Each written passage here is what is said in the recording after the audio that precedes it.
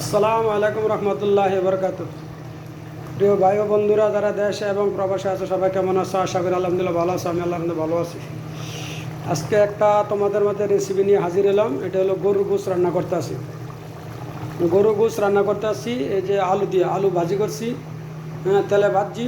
এই আলুগুলা দিব গোশতের সাথে, ঠিক আছে? তো এই রান্নাটা কেমন হলো সবাই আশা করি কমেন্টে জানাবেন।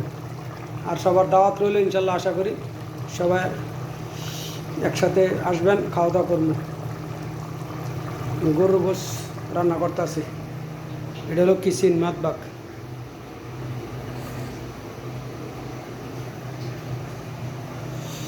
এটা হলো ফ্রিজ, আমাদের কোম্পানির ফ্রিজ, বিশাল বড় ফ্রিজ।